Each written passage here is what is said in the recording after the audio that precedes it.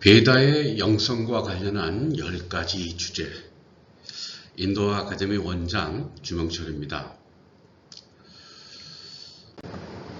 베다 영성의 중심 주제들, 베다의 사상을 주제별로 재구성하면 우리는 그 베다의 세계관이 근본적으로 후대에 형성된 힌두교의 핵심적인 가르침과 일치한다는 것을 알 수 있습니다. 다음은 힌두교의 10가지 주요 형이상학적인 이상들과 수행 방법들을 열거한 것들인데, 이는 초기 베다 문화의 특징이기도 한 것들입니다. 결국 베다의 사상이, 베다의 가르침이 힌두교의 핵심적인 가르침으로 정착하고 있다라고 하는 점으로 여러분들이 이해를 하셨으면 좋겠습니다. 그 10가지의 주제, 힌두교와 일치되는 10가지의 주제 중에서 제일 먼저 우리가 관심을 가져야 되는 것이 첫 번째 자아실현이라고 하는 겁니다. 또는 신에 대한 깨달음. 인도 철학이나 인도를 이해하는 데 있어서는 이 문제에 대해서 항상 첫 번째 관심을 가지실 거라고 생각을 합니다. 자, 자아실현 또는 신에 대한 깨달음. 인간의 삶의 목적은 깨달음이나 해탈입니다. 이는 신 또는 자기 내면 깊은 곳에 대하, 주로 이제 아트만이라고 얘기를 하죠. 그 대하에 대한 초월적이며 직관적인 경험 또는 체험으로 이해됩니다. 우선적으로 자기 내면 속에 있는 자기의 본질, 궁극적인 아트만에 대한 체험, 이것이 자기 실현이라는 의미도 될 수 있고, 그 다음에 이제 신에 대한 깨달음이라고 하는 어떤 문제로 전환해서 우리가 좀 이해를 해보신다면은, 자, 득도한 현자는 극치의 신비적인 상태에서 만물이 하나임을 감지하고 일상의 인식을 초월하여 자기 자신이 궁극적인 실체, 브라흐만, 베다나 우판샤드에서 그 궁극적인 진리라고도 얘기도 하고 궁극적인 실체라고도 얘기하는 최고의 절대적 존재인 그 브라흐만과 자신이 하나라고 하는 동일한 존재라는 것을 깨닫게 된다. 요것이 이제 결국은 그 인도 철학이나 브라만에서 이제 주로 우판샤드에서 주로 가르치고 있는 가장 중요한 그 부분이 버마이려라고 하는 부분입니다. 그 부분을 우리가 여기서 그 힌두교 쪽에서도 거의 베다나 우판샤드에서의 가르침이 동일하게 적용되고 있다라고 하는 점, 그 점을 여러분들이 이해를 해 주셨으면 좋겠습니다. 그 다음에 두 번째 주제는 그런 어떤 브라만이라든가 아트만이라든가 이런 초월적 존재에 대한 그 보편적인 접근법, 어떻게 하면 접근을 할 수 있느냐. 자, 궁극적 진리는 그 진리를 표현하는 모든 가능한 개념들을 초월하여 존재한다. 초월적 존재라고 하는 점에서는 우리가 알 수 없는 부분이고,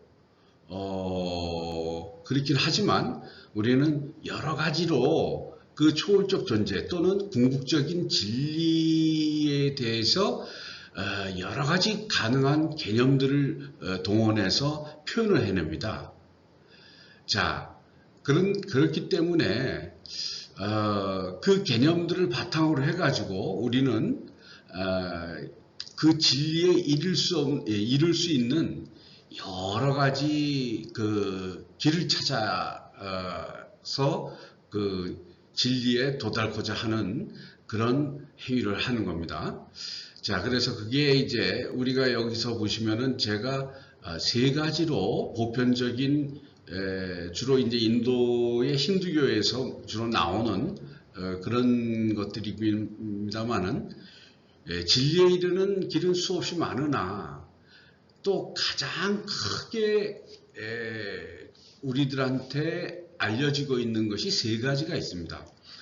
첫 번째는 산스크리트 조요티라고 하는 의미가 있는데 빛으로부터 우리는 하늘로부터 내려오는 어떤 빛, 그런 광채, 신성한 빛에 의해서 말하자면은 이 초월적인 존재인 궁극적 진리를 깨닫는다든가 다가갈 수 있다라고 하는 그 방법론입니다. 접근법이고, 그래서 그 빛은 지식이나 지혜, 영적 깨달음의 개념을 담고 있는데 다양한 스승들에 의한 영적 체험의 전수라고 하는 그런 방법으로 우리는 궁극적 진리를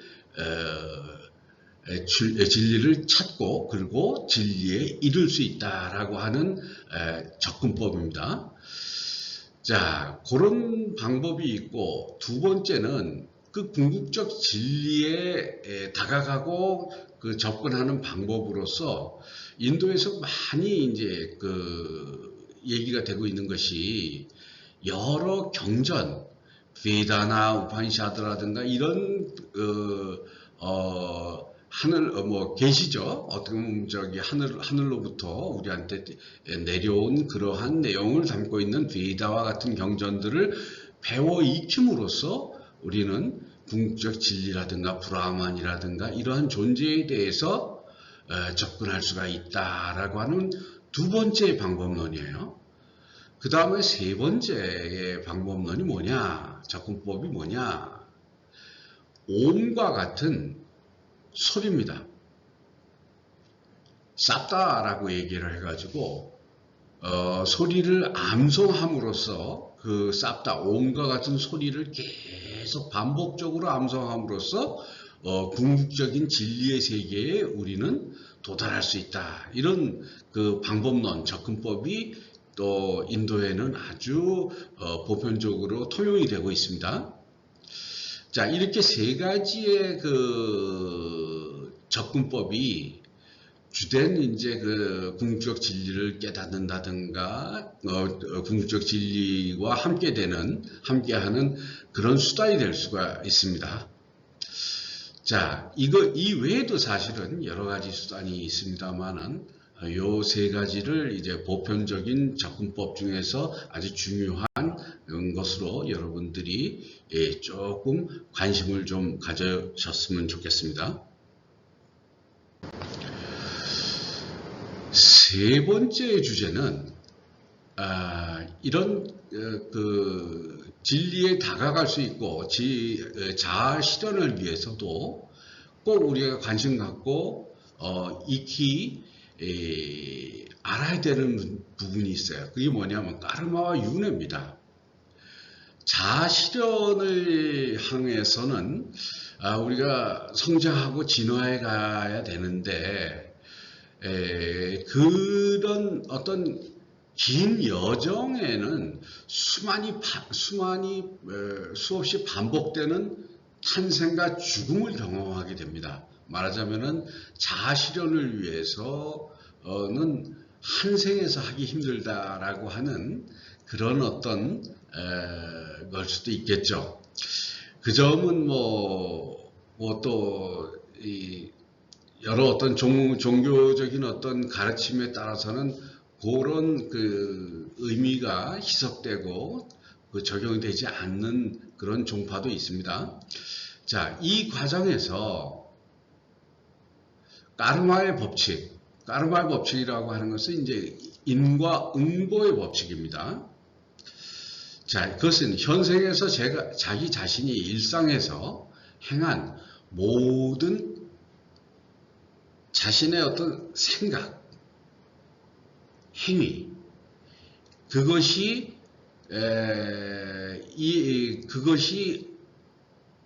그에 상응하는 반작용, 결과를 낳는다. 그래서 이제 과거에 지은 내가 업은, 까르마는 현생에 다시 그것이 적용된다, 받는다. 그래서 그거를 인과응보의 법칙이라고 하는 겁니다. 자, 이런 인과응보의 법칙에 의해서 과거에 내가 지었던 그 업에 어떤 업을 지었느냐에 따라서 현실에서 그 사람들은 운명이나 미래의 운명이 결정이 됩니다. 이런 부분은 우리가 한번 그 까르마라고 하는 이 단일 주제를 가지고도 한번 깊게 한번 생각을 해 봐야 되는 그런 부분이 있기 때문에 어느 기회가 되면은 그에 대해서 한번 깊이 있게 논의를 한번 해보겠습니다.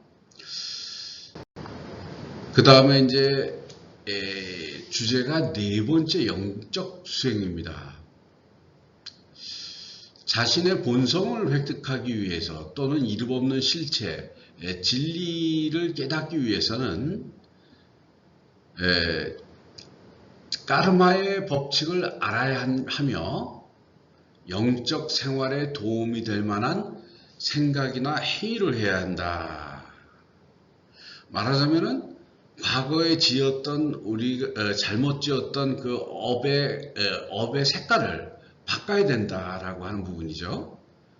그래서 그 업의 어떤 색깔을 바꾸는데 거기에 분명히 중요하게 작용해야 될 문제가 뭐냐면 까르마의 법칙에 지배되는 이 한 개의 세상을 모두 초월을 해야 하는데, 말하자면 이제 진리를 깨닫기 위해서도 그것은 까르마의 법칙이 적용되고 있는 이 세상보다는 뭔가 질적인 다른 차원으로 우리를 전환시켜야 됩니다.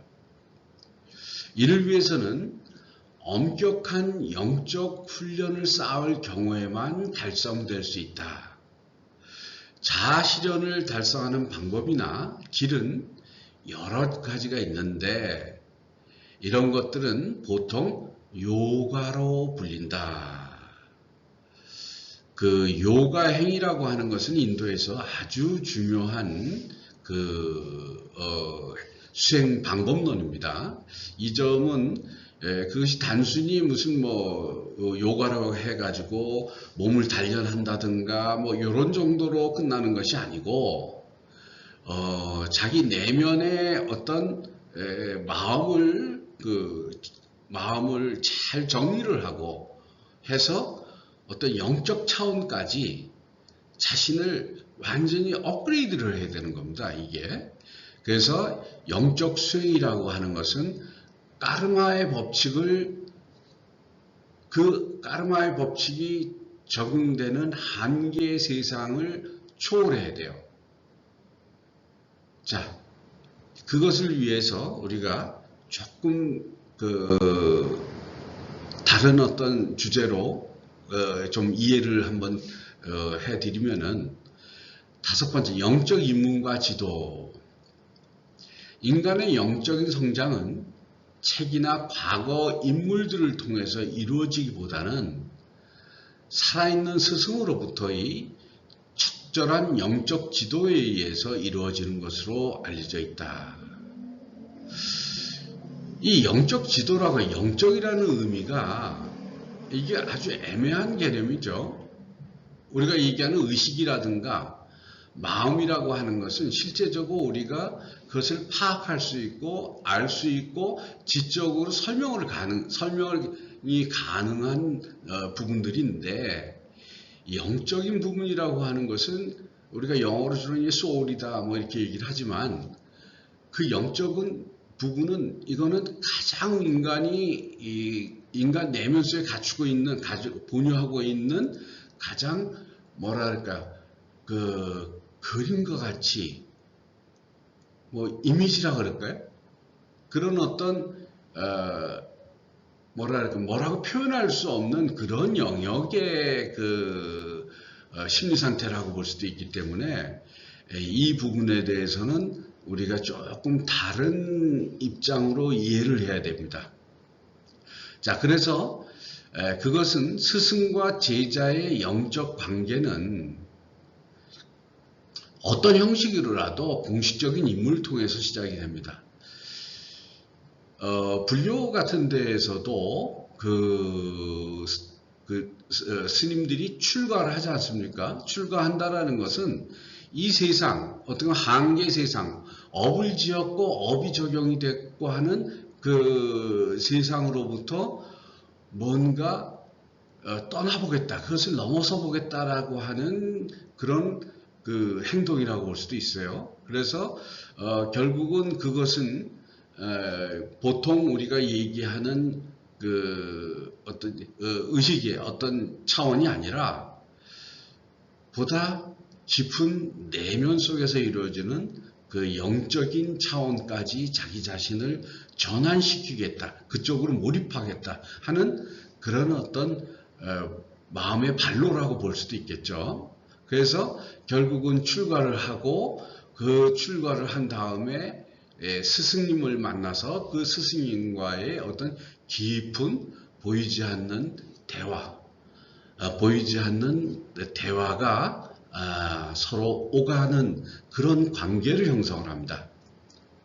자, 그래서 스승은 이러한 인물을 통해서 심령적인 에너지와 의식의 직접적인 전달도 포함되는 제자와의 긴밀한 유대관계를 갖게 된다. 이건 인도적인 풍토예요. 인도에서 우판샤드라고 하는 어떤 과거에 오래된 그 고전들이 있는데, 거기에서도 우판샤드라고 하는 그 의미 자체가 우빠니 사뜨라고 하는 뜻이 뭐냐, 가까이 가서 앉다라고 하는 뜻입니다. 가까이 가서 앉다. 누구한테 가까이 가서 앉느냐? 스승 앞에 가까이 가서 앉는다라는 거죠. 거기서 그 신비로운 그 영적인 어떤 경험의 체험이 서로 교류하고 전해지고 하는 그런 관계 형성이 되는 겁니다.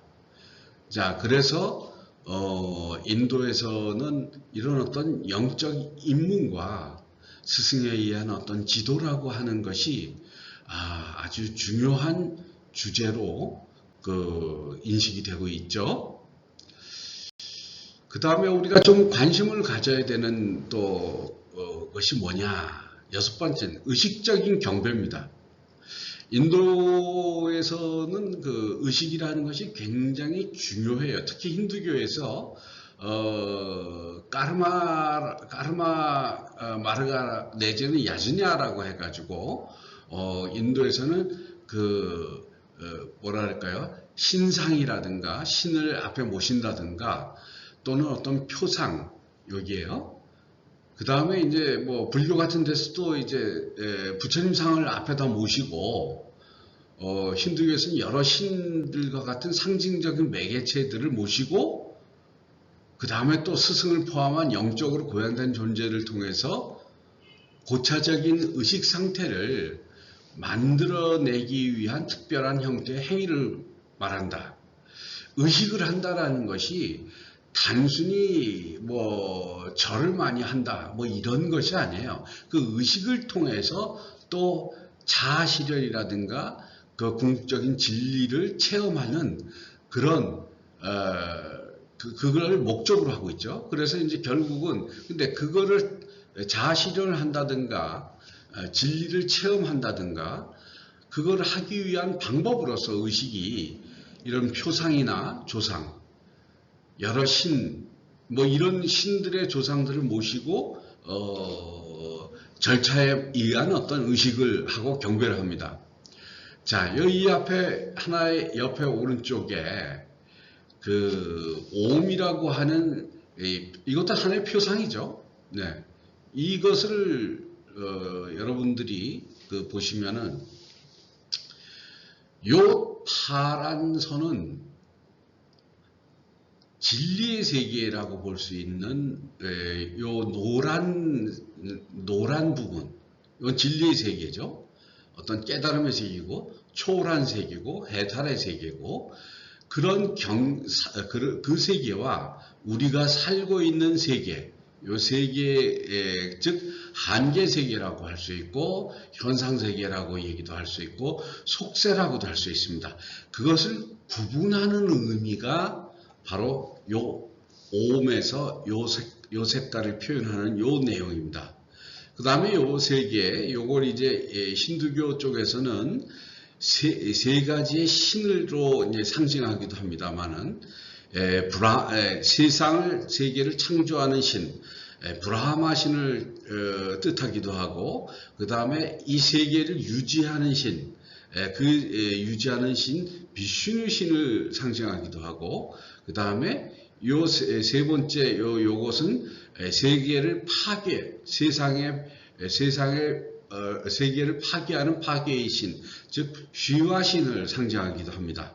곧 세상의 창조와 유지와 파괴된다면은 그 경계를 넘어서 어디로 넘어가야 되느냐? 이 경계를 넘어서 이 진리의 세계, 해탈의 세계, 초월의 세계, 이 세계로 들어가야 된다라고 하는 그 표상, 조상, 이런 걸 통해서 의식이라고 하는 방법이 굉장히 인도에서는 통용되고 있다는 점 잊지 마시기 바랍니다.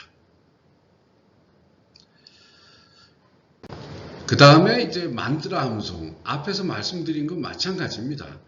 마음을 안정시키고 조화롭게 하는 중요한 방법 중에 하나가 우주의 소리, 옴과 같은 소리, AUM. 요것이 이제 A는 창조라고 하는, A라고 하는 것은 영어 알파벳으로도 뭔가 시작의 첫 소리죠. A. 그래서 이제 그 A라고 하는 소리와 그 다음에 U, 이건 유지라고 하는 그 뜻을 포함하고 있어요. 그 다음에 M은 파괴, 아까 좀 앞에서 바로 말씀드렸던 세 가지의 신을 상징한다고 해도 관계없습니다. 그래서 결국은 이 옴이라고 하는 소리를 계속 외움으로써 자신의 어떤 원래 이제 만트라라고 하는데 이런 옴이라고 하는 것을 만트라라고 하는데 만트라라고 하는 건 생각을 담는다, 모은다 이런 뜻입니다 원래. 그래서 생각한다라고 하는 뜨라 그릇 이런 뜻인데 그래서 이제 생각을 모은다라고 하는 뜻을 갖고 있기 때문에 결국은 이것 자체도 요가적인 의미 내지는 그 수행의 의미를 담고 있다. 그래서 이렇게 만트라의 힘이 담겨 있는 소리를 마음으로나 입으로 암송함으로써 우리 아까 말씀드렸습니다. 이 경계를 넘어서 해탈의 세계, 우주와 하나가 되는 이런 세계로 접해 들어갈 수 있다라고 하는 것이 만트라 암송입니다. 이거 아주 인도 사람들은 많이 애용하죠. 암송하는 것을 아주 좋아하죠.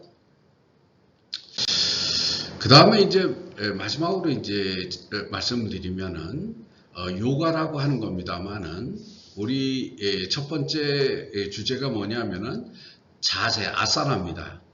우리의 내적인 상태는 육체의 자세에 영향을 받는다라고 합니다. 그러므로 마음을 조화롭게 하기 위해서는 특별한 자세를 이용해서 몸을 정화하여 집중과 명상에 도움이 되도록 해야 된다. 지금 옆에서 보시는 이런 많은 자세들, 이걸 아사나라고 얘기합니다. 이것은 이제 몸을 정화해서 몸보다도 조금 깊이 있는 우리 마음의 세계를 평화롭게 하기 위해서 집중 명상에 도움이 될 수 있게 몸을 정화하는 차원에서 1차적으로 출발을 합니다. 그 다음에 호흡 조절이라는 게, 호흡이라는 거 우리가 명상을 하면은 항상 호흡을 안정시키고 호흡을 관심을 가지고 호흡을 유도를 많이 하죠. 즉 마음과 호흡은 직접적으로 연관되어 있으므로 여러 가지 호흡 기법들을 동원해서 자신의 신체의 에너지의 흐름을 조절하면 마음을 직접 통제할 수가 있습니다. 자, 몸 안에 보면 우리는 몸에 많은 기운들이 움직이는 이렇게 뭐랄까 림프액 같이 뭐 혈관이라든가 이런 식으로 기가 움직이는 그런 어떤 에너지가 막 전신으로 움직일 수 있게끔 하는 그런 조직체가 있어요. 그래서 그것은 결국은 뭐에 의해서 조절되느냐? 호흡입니다. 자, 호흡 조절에 의해서 이렇게 우리는 자신의 신체의 에너지를 아주 적절하게 조절하고 원활하게 만들므로써 마음의 안정을, 집중과 명상을 도모할 수 있는 그런 호흡 조절이 굉장히 중요한 또 주제라고 생각하시면 좋겠습니다. 자, 이어서 결국은 마지막으로는 명상이라고 하는 겁니다. 뭐 인도 그러면은 명상 떠올리는 게 명상부터 떠올리죠. 자, 영적 수행에서 마음의 내향하는 중요한 부분을 차지하고 있다.